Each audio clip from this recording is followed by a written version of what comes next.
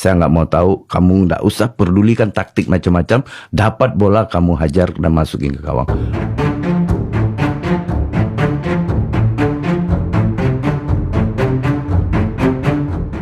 Pedas sekali, pelatih Jong Utrecht sebut menyesal melepas Ivar Jenner ke timnas SEA Games.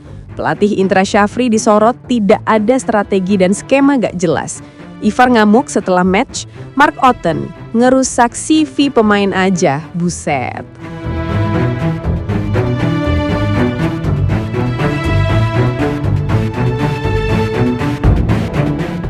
Kekalahan 1-0 dari Filipina U22 di laga SEA Games semalam terasa seperti tamparan keras yang menyakitkan.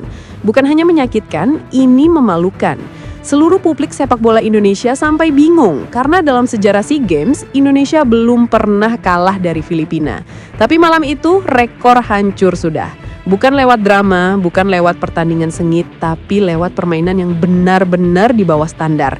Seolah para pemain sendiri kehilangan arah, kehilangan ide, kehilangan identitas sebagai tim yang katanya dipersiapkan untuk turnamen ini. Sejak menit awal sampai akhir, timnas U22 tidak terlihat seperti tim yang tahu apa yang harus dilakukan. Kontrol bola buruk, passing gak tepat sasaran, decision making berantakan sampai finishing yang bikin fans melongo tanpa kata. Bola gampang hilang, build up minim akal, dan semakin lama pertandingan berjalan, semakin jelas satu hal. Anak-anak muda Indonesia kayak nggak punya pegangan taktik sama sekali. Bukan soal mental doang, tapi nggak ada skema yang terlihat hidup di lapangan.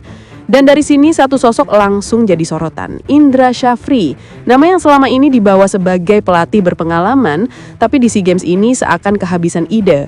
Dari awal sampai akhir, pola permainan cuma satu, kasih bola ke sayap, crossing, dan berharap ada keajaiban di kotak penalti. Itu saja.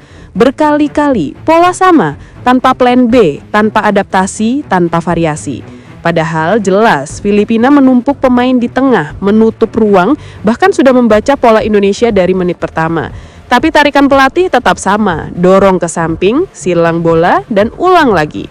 Seakan seluruh strategi tim nasional cuma berputar pada crossing semata.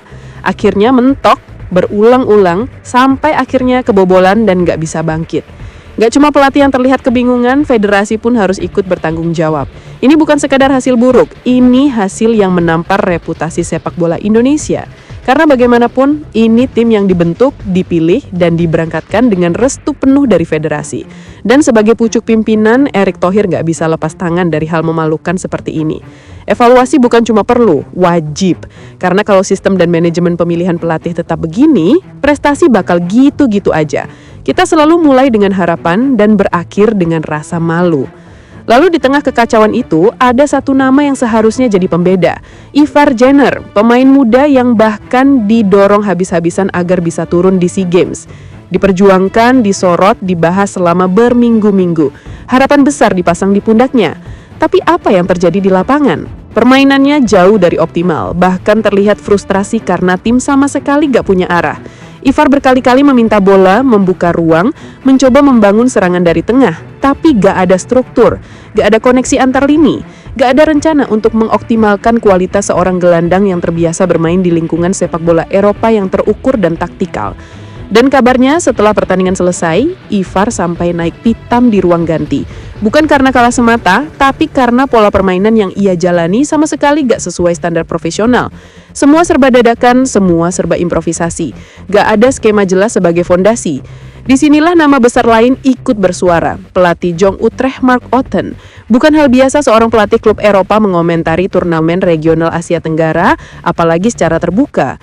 Tapi kali ini Mark Otten disebut sangat menyesal melepas Ivar ke timnas. Katanya ngerusak CV pemain aja, buset. Pernyataan yang pedas tapi menggambarkan kekhawatiran yang sebenarnya wajar. Seorang pemain Akademi Eropa yang dikenal dengan permainan terstruktur malah dipasang di tim yang gak punya fondasi taktik sama sekali. Dan itu bisa berdampak pada performanya ketika kembali ke klub.